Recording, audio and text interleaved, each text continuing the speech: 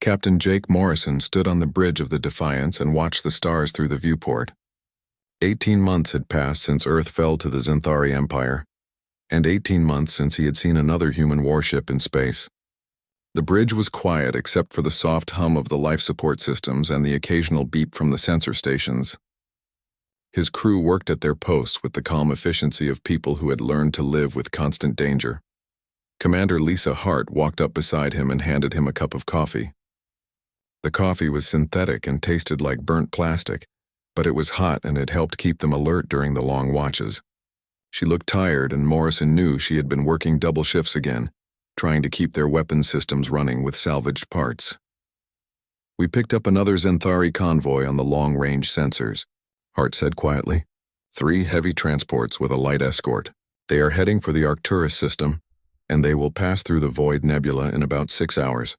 Morrison nodded and took a sip of his coffee. The Void Nebula was perfect for ambush attacks because the dense gas clouds blocked most sensors and communications.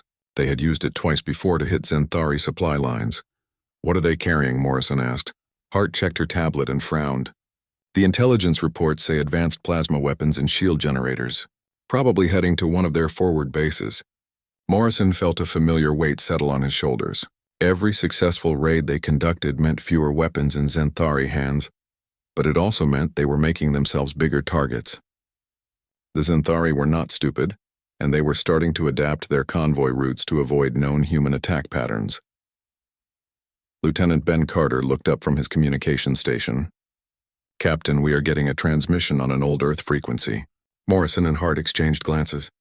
Nobody had used Earth military frequencies since the planet fell. Carter adjusted his headset and listened carefully. "It is coming from the Kepler system, sir. The signal is weak and heavily encrypted, but I think it is a distress call." Morrison walked over to Carter's station and leaned down to listen. The transmission was broken and full of static, but he could make out enough words to understand the message. Human colonists and alien refugees were under attack in the Kepler system, and they needed immediate evacuation. The Xanthari were planning a major offensive, and the defenders could not hold out much longer. Hart came up behind them, and Morrison could see the conflict in her eyes. The same conflict he felt in his own chest. They could hit the convoy and steal weapons that might save lives in future battles, or they could go to Kepler and try to evacuate whoever was still alive there. They could not do both because the systems were in opposite directions and time was running out for both missions. Chief Engineer Ryan Clark emerged from the elevator that led to the engine room. His hands were covered in grease and there was a satisfied expression on his face. "Captain, I have good news and bad news about those Xanthari data cores we captured last week. The bad news is that their encryption is even more complex than we thought. The good news is that I managed to break through the first layer, and what I found is very interesting." Clark pulled out a portable display unit and activated it. The screen showed a 3-dimensional map of Xanthari territory, with dozens of red dots marking fleet positions and supply routes. "This is their complete order of battle for this sector," Clark said with excitement. "Ship positions, supply schedules, communication protocols, everything. If this data is accurate, we could plan raids for the next 6 months." Morrison studied the display and felt his pulse quicken. The information was incredibly valuable, but something else caught his attention. There in the corner of the display was a cluster of ships marked with different symbols. "What are those?" he asked, pointing at the strange markings. Clark zoomed in on that section and his expression grew serious. "Those are Xanthari ships, but they are not part of the regular fleet. According to this data, they are heading for something called Project Harvest in the Kepler system." The bridge fell silent, except for the constant background noise of the ship systems. Project Harvest sounded ominous, and the fact that it was connected to Kepler made Morrison's decision much easier. Hart seemed to read his thoughts because she nodded slowly. "We go to Kepler," she said simply. "The convoy will have to wait for another day." Morrison turned to face his crew. "All right, people, listen up. We are changing course for the Kepler system. There are people there who need our help, and it looks like the Xanthari have something nasty planned for them. Carter, I want you to try to re-establish contact with whoever sent that distress call. Tell them help is coming, but it will take us 14 hours to reach them. Clark, I need you to keep working on those data cores. If Project Harvest is what I think it is, we are going to need every scrap of information we can get about Xanthari operations. Hart, start planning our approach. If there is a Xanthari fleet in the system, We need to be smart about how we go in. Morrison paused and looked around at his crew. These were good people who had already lost everything once when Earth fell. Now they were volunteering to risk their lives again for strangers they had never met. Sergeant Kate Williams came onto the bridge carrying her combat gear. She had heard the change in the ship's engine noise and came to find out what was happening. When Morrison explained the situation, she just nodded and started checking her weapons. "How many people are we talking about evacuating?" she asked. Carter shrugged. The transmission was not clear, but it sounded like several thousand humans and maybe twice that many aliens. Williams whistled softly. The Defiance could carry maybe 500 people in an emergency if they packed them into every available space. They would need to find other ships or make multiple trips, and multiple trips meant more chances for the Zenthari to catch them. Morrison saw the same calculation in Hart's eyes and knew they were all thinking the same thing. Dr. Amanda Ross entered the bridge from the medical bay. She had been monitoring the communications and had heard enough to understand their situation. "Captain, if we are going to evacuate that many people, we need to know what kind of medical facilities they have on the planet. Some of those refugees might not survive the trip in our cargo holds without proper life support." Morrison nodded. Ross was right as usual. Every decision led to 10 more complications. The Defiance changed course and headed for the Kepler system at maximum speed. In the engine room, Clark worked frantically to decode more of the Zenthari data, while his engineering teams performed the routine maintenance that kept their aging ship operational. On the bridge, Carter tried repeatedly to contact the Kepler refugees while Hart planned, different approach vectors depending on what they might find when they arrived. Morrison stood at his command station and thought about the choice they had just made. The logical decision would have been to hit the convoy and steal the weapons. Those plasma cannons could have made the Defiance twice as effective in future battles. But logic had not saved Earth, and logic would not save the people of Kepler. Sometimes the right choice was not the smart choice, and sometimes being human meant doing something because it was right even when it was dangerous.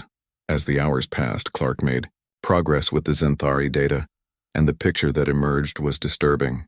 Project Harvest was not just a military operation, it was something much worse. The Zenthari were not planning to simply conquer Kepler.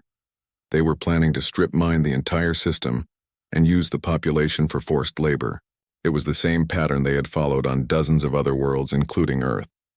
Carter finally managed to establish a clearer connection with the Kepler refugees, and the news was not good. The Zenthari advance force had already arrived and was setting up orbital platforms around the main colony world.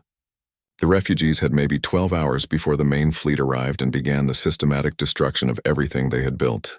Morrison looked at the navigation display and saw that they still had 6 hours to go before reaching the system. Hart came over with a tactical plan that made Morrison's stomach tighten. There was no way to evacuate everyone before the Zenthari fleet arrived, which meant they would have to fight. The Defiance was fast and well armed for a ship of its size, but it was still just one ship against what looked like an entire battle group. The only advantage they had was surprise and the Zenthari tendency to underestimate human capabilities. Morrison gathered his senior staff in the briefing room and laid out the situation honestly. They were going into a fight they probably could not win to save people they had never met, because it was the right thing to do. Nobody on his crew questioned the decision, and nobody suggested they turn back. They had all sworn an oath to protect human life, and that oath did not become invalid just because the odds were bad. As the Defiance approached the edge of the Kepler system, Morrison felt the familiar mixture of fear and determination that came before every battle. Behind them lay the ruins of Earth and the graves of billions of humans who had trusted their leaders to protect them. Ahead lay an unknown number of people who needed help, and a Zenthari force that would show no mercy to anyone who opposed them. Between those 2 points was the Defiance and her crew of 78 humans who refused to give up the fight. The Defiance dropped out of hyperspace at the edge of the Kepler system and immediately went silent, running. Morrison stood on the bridge watching the sensor displays as they painted a picture of the system ahead. 3 Zenthari patrol ships were moving in a search pattern near the outer planets, while a larger force waited near Kepler 438b, where the refugees were hiding. Carter adjusted his communications array and managed to lock onto the refugee signal. "Captain, I have them," he said quietly. "They are broadcasting from the surface of the main planet, but the signal is weak and intermittent. It looks like they are trying to avoid detection by the Xanthari ships in orbit. Morrison nodded and moved closer to listen as Carter cleaned up the transmission. The voice that came through the speakers was human, but heavily accented with what sounded like a mix of different languages. This is David Chen speaking for the Kepler Refugee Council. We have approximately 3,000 humans and 7,000 beings from 6 different species, taking shelter in the underground caverns beneath New Geneva Colony. The Xanthari advanced scouts arrived 2 days ago and have been conducting orbital sweeps looking for our energy signatures. Hart leaned forward and activated the response channel. David, this is Commander Lisa Hart of the Earth Defense Ship Defiance. We received your distress call and we are here to help with evacuation. What is your current situation and how long can you stay hidden? There was a long pause before David responded, and Morrison could hear the relief in his voice even through the static. Commander Hart, thank God you made it. We have maybe 6 hours before the main Xanthari fleet arrives. Our scouts picked up their communications and they are bringing at least 20 heavy cruisers and support ships. The underground caverns can hide our heat signatures, but we cannot stay down here much longer because we are running out of food and medical supplies for the alien refugees who have different biological needs than humans. Dr. Ross stepped forward and took the microphone. David, this is Dr. Amanda Ross. Can you tell me what species you have with you and what kind of medical issues we might be dealing with during evacuation? We need to know if our ship can safely transport all of them, or if we need to make special arrangements. The response came back quickly as if David had been hoping someone would ask that question. Doctor, we have Thylorians who need a methane-rich atmosphere, Keplerians who require high humidity, Nexus who cannot tolerate bright light, Valdorians who need low gravity, Centaurans who breathe a different gas mixture, and Helios who require constant warmth. Our human colonists have been working with alien engineers for the past year to create hybrid life support systems that can accommodate everyone, but we do not know if your ship has that capability. Clark had been listening to the conversation and he activated his own communication channel. David, this is Chief Engineer Ryan Clark. Send me the specifications for your hybrid life support systems, and I will see what we can do to modify our cargo holds. Also, I need to know what kind of ships and technology you have available down there. We might need local resources to pull off an evacuation of this size. Morrison watched his crew work and felt a familiar pride in their abilities. Each of them was already thinking ahead to the challenges they would face and looking for solutions. It was the same attitude that had kept them alive for 18 months as the last human warship in known space. Hart was studying tactical displays while Ross calculated medical requirements and Clark was already sketching modifications to their ship systems. David's voice came back over the communication system with more confidence than before. Chief Clark, we have 2 functional shuttlecraft, 1 small cargo vessel, and parts from several other ships that crashed here during the initial Xanthari invasion. More importantly, we have engineering teams from all 6 alien species, and they have been sharing technology in ways that never happened before the war. The Thylorians have plasma conduit expertise, the Nexus understands stealth systems, and the Valdorians have gravitational manipulation technology. Carter looked up from his sensor station with excitement. Captain, I am detecting some very unusual energy signatures from the planet's surface. It looks like they have been experimenting with combined technologies down there. I am reading power output levels that should not be possible from the equipment manifests they sent us. Morrison raised an eyebrow and looked at Hart, who was studying the same readings on her tactical display. What exactly have you people been building down there? Hart asked over the communication channel. There was a pause before David responded, and Morrison could hear other voices in the background speaking in what sounded like several different languages. Commander, we have been working together out of necessity. When you put Thylorian plasma technology together with Valdorian gravity manipulation and human engineering, you get some very interesting results. We have created defensive systems that the Xanthari have never seen before. Williams entered the bridge carrying her combat gear and a portable sensor unit. Captain, I have been monitoring Xanthari communications from their patrol ships, and I think we have a problem. They are not just conducting random sweeps, they are following a specific search pattern. It looks like they know approximately where the refugees are hiding, and they are trying to pinpoint the exact location. We have maybe 4 hours before they find the cavern entrances. Morrison felt the familiar weight of command settling on his shoulders again. Every piece of new information changed the tactical situation and forced him to revise his plans. The presence of alien technology and combined engineering teams was encouraging, but the shortened time frame made evacuation much more difficult. Hart moved to stand beside him, and he could see her calculating distances and flight times in her head. "Commander Hart, this is David again. I need to tell you something that might change your plans. We are not just hiding down here. We have been preparing to fight. The combined alien technologies have given us weapons and defensive systems that might be able to hold off the Xanthari advance force long enough for evacuation. But we need military leadership to coordinate the defense because none of us have experience with space combat tactics." Hart and Morrison exchanged glances, and Morrison saw his own thoughts reflected in her eyes. They had come to Kepler expecting to find helpless refugees waiting for rescue, but instead they had discovered an organized resistance with advanced hybrid technology. The tactical situation was still dangerous, but it was not hopeless if they could coordinate their efforts with the ground forces. Clark interrupted their planning with urgent news from his engineering station. "Captain, I have been analyzing the technical specifications that David sent, and this is incredible. They have somehow managed to combine 6 different alien technologies with human engineering principles. The power output curves alone suggest they have created something that could pose a real threat to Xanthari ships. We need to get down there and see this for ourselves." Carter looked up from his communications array with a worried expression. "Captain, I am picking up increased chatter from the Xanthari patrol ships. It sounds like they have detected some kind of energy anomaly from the planet's surface. They are requesting immediate reinforcements and changing their search pattern to focus on the area where the refugees are hiding." Morrison felt his stomach tighten as he realized their time was running out faster than expected. Morrison made his decision quickly. "Hart, take us down to the planet's surface. We need to coordinate with the Refugee Council and see what kind of defensive capabilities they really have. Williams, start preparing your Marine teams for possible ground combat. Clark, I want you to work directly with their engineering teams to understand these hybrid technologies. If we are going to fight our way out of here, we need every advantage we can get." The Defiance changed course and began descending toward Kepler 438b using a flight path designed to avoid the Xanthari patrol ships. Morrison stood on the bridge watching the planet grow larger on the main screen and thinking about the strange turn of events. They had come to rescue helpless refugees, but instead they were about to join forces with an organized resistance that might have technology superior to anything the Xanthari had seen before.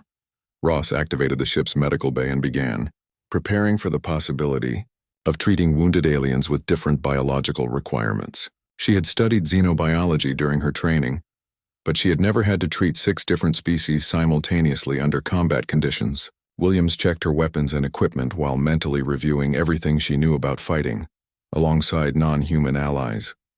Carter continued monitoring Xanthari communications, and the news was getting worse. The patrol ships had definitely detected the energy signatures from the refugee underground facilities, and they were now actively searching for the entrance points. More importantly, they had sent a message to the main Xanthari fleet requesting immediate deployment to the Kepler system. The refugees now had maybe 3 hours before overwhelming enemy forces arrived. As the Defiance approached, the landing coordinates provided by the Refugee Council, Morrison could see strange energy patterns dancing across the planet's surface. Whatever the combined alien engineering teams had built was clearly visible from orbit, which explained why the Xanthari patrol ships had detected it. Morrison stepped off the Defiance onto the surface of Kepler 438b and immediately understood why the Xanthari had detected energy signatures from orbit. Massive installations stretched across the landscape, combining technology from 6 different alien civilizations with human engineering. The air hummed with power, and Morrison could feel the vibrations through the soles of his boots as weapon systems charged and defensive shields flickered to life. David Chen approached them with a group of beings that Morrison had never seen before. There was a tall blue-skinned Thylorian whose breathing apparatus released small puffs of methane, a short furry Keplerian whose skin glistened with moisture, a pale Nexus who wore dark protective eyewear, and several others who represented species that had been scattered across the galaxy by Xanthari aggression. Each of them carried tools and equipment that seemed to blend their native technology with human designs. "Captain Morrison." "Welcome to New Geneva," David said, extending his hand. "I wish we were meeting under better circumstances, but we are grateful for any help you can provide." The Xanthari main fleet will arrive in less than 2 hours, and we need to coordinate our defensive efforts if we have any hope of survival. Morrison shook David's hand and looked around at the impressive installations that surrounded them. Clark moved immediately toward a group of alien engineers who were working on what appeared to be a massive plasma cannon. The weapon was unlike anything in human databases and seemed to incorporate gravitational manipulation technology that could bend energy beams around defensive shields. A Valdorian engineer with 4 arms was adjusting crystalline components while a human technician monitored power flow readings on a display screen. "This is incredible," Clark said as he examined the weapon systems.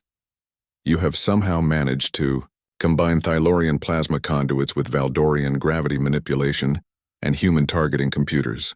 The power output should be enough to penetrate Xanthari heavy cruiser shields. But how did you solve the energy feedback problems that usually destroy hybrid systems?" The Valdorian engineer gestured with 2 of his arms toward a complex array of crystalline regulators. "We discovered that human adaptive algorithms can compensate for the resonance conflicts between different alien technologies," the Valdorian explained in accented but clear English. "Your people have a talent for finding solutions that work even when they should not work according to established scientific principles. The Thylorians provided the power systems, we provided the gravity manipulation, and the humans provided the control systems that make it all function together."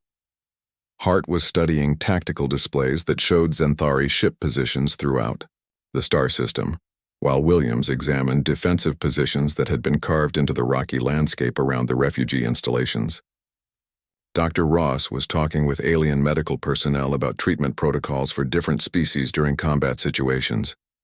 Morrison watched his crew integrate seamlessly with the refugee defenders and felt proud of their professionalism under pressure.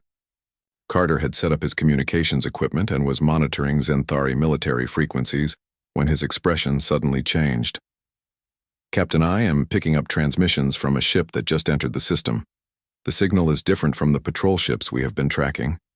This one is broadcasting command codes and demanding status reports from all Xanthari forces in the area." Morrison felt his stomach tighten as he realized what that meant. David moved closer to listen as Carter continued his report. The new arrival is identifying itself as the flagship of Admiral Vextar, who apparently commands the Xanthari hunter-killer squadrons. The patrol ships are reporting that they have located the refugee installations and are requesting permission to begin orbital bombardment. Admiral Vextar is ordering them to wait for the main fleet so they can capture prisoners for interrogation about human resistance activities. Morrison looked around at the defensive installations and made a quick mental calculation. The hybrid weapon systems were impressive, but they were designed to fight from fixed positions against a conventional attack.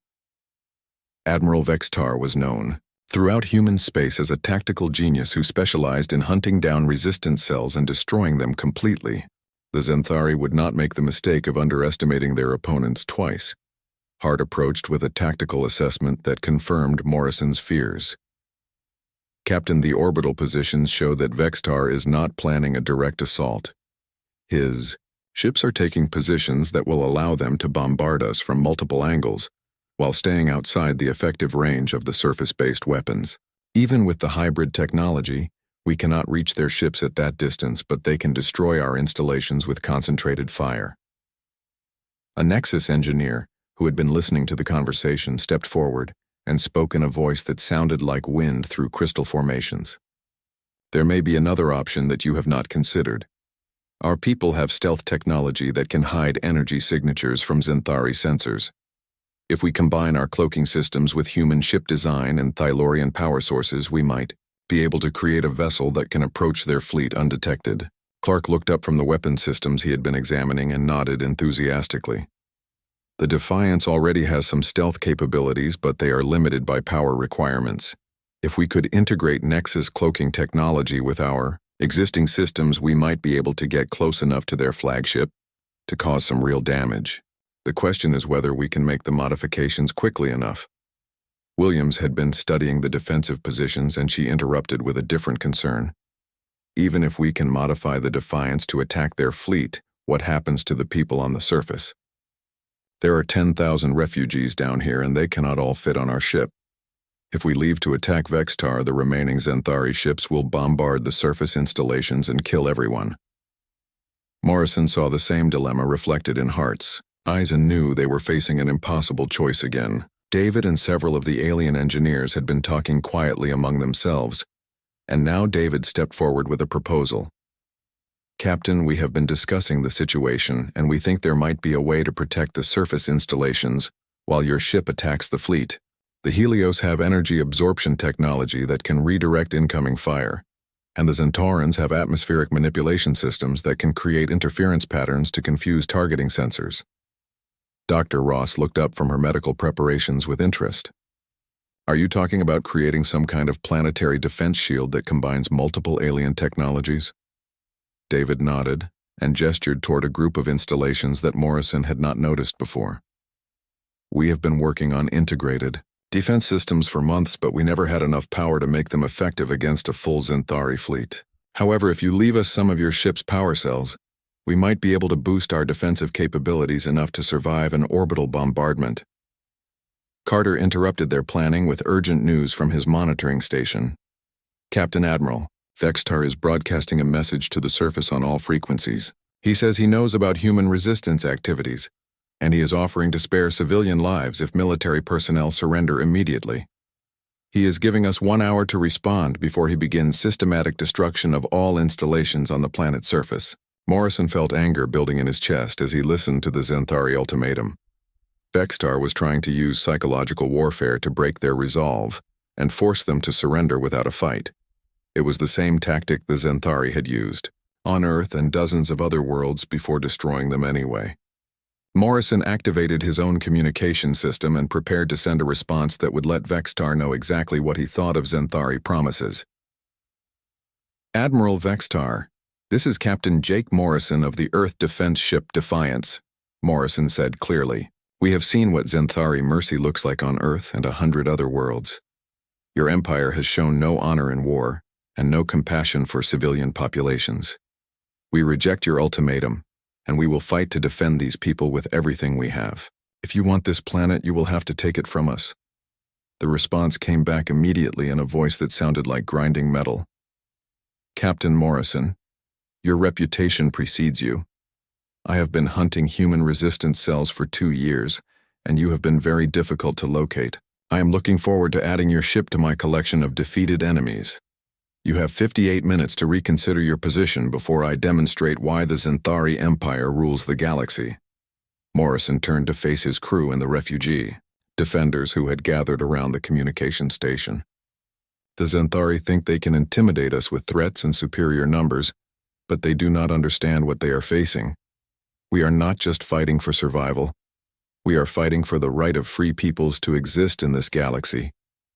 Every species here has lost worlds to Zenthari aggression, and every person here has chosen to fight rather than submit to slavery."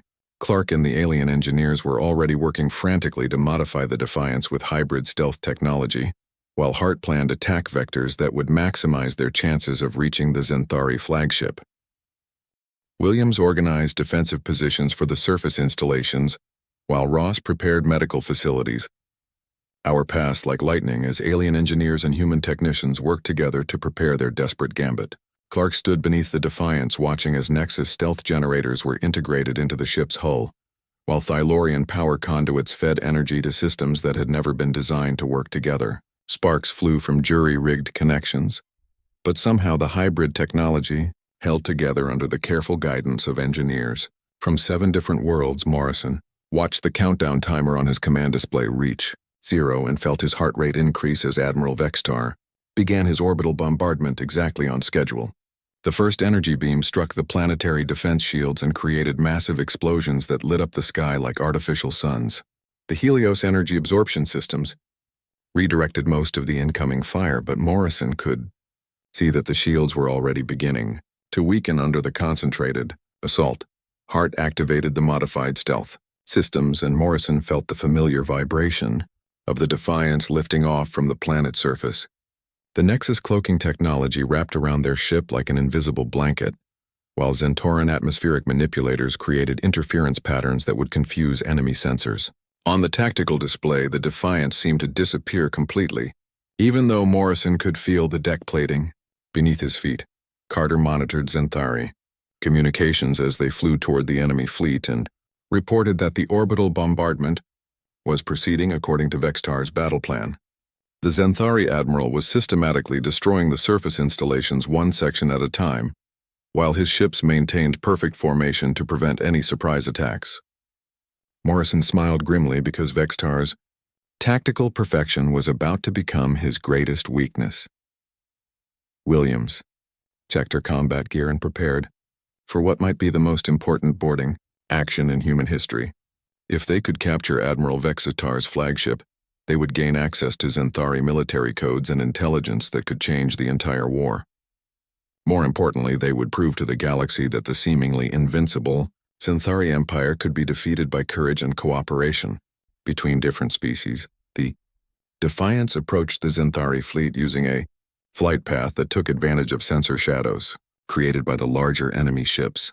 Clark monitored the hybrid stealth systems and reported that the Nexus technology was performing beyond all expectations. The Xanthari sensors were designed to detect known ship signatures, but they had never encountered a vessel that combined human engineering with alien cloaking technology. Dr. Ross prepared medical supplies for treating both human and Xanthari casualties because Morrison had made it clear that they would follow military protocols even in desperate circumstances. The doctor had studied Xanthari physiology during her xenobiology training and knew that wounded enemy personnel deserved medical treatment according to the same ethical standards that separated civilized beings from barbarians. Carter suddenly looked up from his communication station with alarm. "Captain, I am detecting some kind of scanning beam from the flagship that is different from their normal sensor sweeps. It looks like Admiral Vextar is using a deep penetration scanner that might be able to detect our modified stealth signature. We have maybe 5 minutes before they realize we are here." Morrison felt adrenaline surge through his system as he realized their window of opportunity was closing faster than expected. Hart adjusted their approach vector to take them directly toward the Xanthari flagship, while Clark rerouted power from non-essential systems to boost their stealth generators. The next few minutes would determine whether their desperate plan succeeded or whether they died in a glorious but useless gesture. The Xanthari flagship was a massive vessel that dwarfed the Defiance by a factor of 10, but Morrison had learned during his years of fighting that size was not always an advantage in space combat. Smaller ships could maneuver more quickly and strike at vulnerable points that larger vessels could not defend. The key was getting close enough to exploit those vulnerabilities before the enemy realized what was happening. Williams and her boarding team moved to the airlocks and prepared for immediate deployment as soon as they made contact with the enemy ship. Each Marine carried weapons that had been modified with alien technology to penetrate Xanthari personal armor, while their communication equipment used Valdorian quantum encryption that the enemy could not intercept. They were ready to fight their way to the flagship's command center if necessary. Hart brought the Defiance alongside the Xanthari flagship and used Thylorian plasma cutters to burn through the enemy ship's hull without triggering their internal security systems. The boarding operation had to be completed quickly and quietly, because any alarm would bring hundreds of Xanthari warriors to defend their admiral. Morrison watched the tactical display and counted seconds as his crew attempted the most audacious military operation in human history. Clark remained on the Defiance to monitor their stealth systems while the boarding team entered the enemy ship through the improvised breach.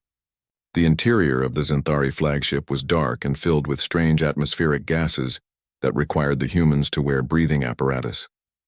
Williams led her team through corridors that seemed designed for beings much larger than humans while following deck plans that Carter had extracted from captured Xanthari databases. Morrison followed the boarding team into the enemy ship and felt a mixture of fear and excitement as they moved deeper into Xanthari territory. The corridors were silent except for the distant vibration of the ship's engines and the occasional sound of alien voices speaking in languages that Carter's translation software could barely interpret. Every step brought them closer to either victory or capture by the most feared military force in the galaxy. Dr. Ross monitored their progress from the Defiance medical bay while preparing for the possibility that the boarding team might return with serious injuries. She had studied Xanthari weapons technology and knew that their energy weapons caused tissue damage that was difficult to treat with standard human medical equipment. However, the alien refugees had provided her with healing technologies that might be effective against exotic weapon injuries. Williams reached the command center first and used shaped charges to blast through the reinforced doors that protected Admiral Vextar's battle station. The explosion echoed through the ship's corridors, and Morrison knew they had lost the element of surprise. Alarms began sounding throughout the flagship as Zenthari security forces mobilized to repel the human boarders. The real battle was just beginning. Admiral Vextar turned to face the human intruders with what might have been amusement in his alien features. The Zenthari commander was larger than Morrison had expected, with cybernetic implants that enhanced his natural abilities and armor that seemed to absorb energy weapon fire. He spoke in perfect English with a voice that sounded like grinding stone. "Captain Morrison, I was wondering when you would arrive. Your reputation for desperate tactics precedes you." Morrison raised his weapon, but Vextar made no move to defend himself. Instead, the Zenthari admiral activated a holographic display that showed the orbital bombardment of Kepler 438b continuing despite the boarding action. The planetary defense shields were failing under concentrated fire, and the refugee installations were beginning to take direct hits. Vextar smiled with predatory satisfaction as he watched the destruction below. "You are too late, Captain Morrison," Vextar said calmly. "Even if you kill me here, my fleet will complete the destruction of your refugee friends. The Zenthari Empire does not depend on individual commanders, and our victory is inevitable, regardless of your small tactical successes. Your courage is admirable but ultimately futile against the organized might of our military machine." Carter's voice came through Morrison's communication system with urgent news from the planet's surface. "Captain, the refugee installations are broadcasting some kind of massive energy surge. It looks like they are channeling power from all the hybrid technology systems into a single focused beam. I have never seen power readings like this from planetary installations." Morrison felt hope surge through his chest as he realized the refugees had one more surprise for Admiral Vextar. The holographic display suddenly changed to show an enormous energy beam rising from the planet's surface toward the Zenthari fleet. The combined alien technologies had created a weapon that operated on principles the Zenthari had never encountered, and their ships had no defense against the focused power of 6 different civilizations working together. Under human coordination, Admiral Vextar's expression changed from satisfaction to shock as he watched his fleet begin to suffer catastrophic damage. Clark's voice came through the communication system with excitement and disbelief. "Captain, the planetary defense system is somehow channeling gravitational forces to amplify the energy beam beyond anything in our databases. The Zenthari ships are being pulled out of their defensive formation, and their shields are collapsing under the gravitational stress. I think the refugees just created the most powerful weapon in known space." Morrison looked at Admiral Vextar and saw something he had never expected to see in Zenthari eyes. He saw fear, and 6 months after the victory at Kepler, the galaxy was a different place. Morrison stood on the bridge of the Defiance as it led a fleet of ships from 20 different worlds toward the Sol system, where Earth waited in the grip of Zenthari occupation. The Refugee Alliance had grown beyond anything he could have imagined as species after species joined the resistance after learning that the mighty Zenthari Empire could be defeated by cooperation and courage. Hart monitored the tactical displays that showed their combined fleet of hybrid technology vessels approaching the outer edge of Earth's solar system. Each ship in the fleet combined the best technologies from multiple alien civilizations with human engineering and leadership. The Thylorians had provided plasma weapons. The Nexus had contributed stealth systems. The Valdorians had shared gravity manipulation technology. And dozens of other species had added their own unique capabilities to the growing resistance. Clark had spent the past 6 months working with alien engineers to upgrade the Defiance and the other ships in their fleet. The hybrid technology that had been developed on Kepler was now standard equipment for resistance. Vessels and the combinations of different alien sciences had produced weapons and defensive systems that the Zenthari had never encountered. Every engagement with enemy forces had proven that innovation could triumph over established military doctrine. Carter monitored communications from Earth, and the intelligence reports painted a picture of a world under brutal occupation but not completely broken. Human survivors in the underground resistance had been broadcasting coded messages for months asking when the Liberation Fleet would arrive. The knowledge that Earth Defense Force ships still operated in the galaxy had given hope to millions of people who had been living under Xanthari oppression. Dr. Ross had worked with medical personnel from dozens of species to develop treatment protocols for the biological weapons that the Xanthari had used on Earth's population. The liberation of Earth would not be complete until they could reverse the genetic damage that the Empire had inflicted on human civilians as part of their systematic program of population control and forced labor. The doctor carried medicines that represented the combined medical knowledge of half the galaxy. Williams had trained Marine units from 12 different species to work together in ground combat operations that would be necessary to liberate Earth's surface installations. Each alien warrior brought unique capabilities that complemented human tactical doctrine, and the combination had proven devastatingly effective against Xanthari ground forces. The liberation of Earth would require the largest combined military operation in galactic history. The fleet dropped out of hyperspace at the edge of the solar system and immediately detected massive Xanthari forces orbiting Earth like a steel cage around humanity's birth world. Admiral Vextar had used the past 6 months to turn Earth into a fortress that could hold off any conventional attack, but Morrison smiled as he realized that their fleet was anything but conventional. The Xanthari had prepared to fight. The war they understood, but the resistance had changed. The rules of warfare itself. Morrison activated the fleet communication system and addressed the ships from 20 worlds that had joined together to liberate Earth. Today we return to the world where humanity began its journey to the stars, and we bring with us the friendship and support of free peoples from across the galaxy. The Xanthari Empire thought they could break the human spirit by destroying our homeworld, but they succeeded only in creating something greater than they could imagine. We are no longer just humans fighting for survival. We are the voice of freedom for every species that refuses to bow to tyranny. The Resistance Fleet engaged the Xanthari forces using tactics that combined the military traditions of dozens of different species under human coordination. Ships would appear from stealth using Nexus cloaking technology, strike with Thylorian plasma weapons amplified by Valdorian gravity manipulation, and disappear again before the enemy could respond effectively. The rigid formations that had made Xanthari fleets invincible for centuries became death traps when faced with enemies who refused to fight.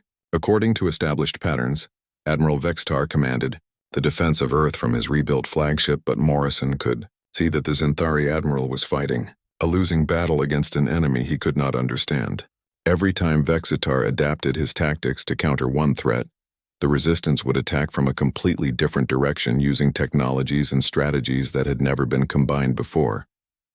The Liberation Fleet was writing new rules for space combat with every engagement. Carter established contact with the Earth underground, resistance and coordinated ground operations that would begin as soon as the orbital defenses were neutralized.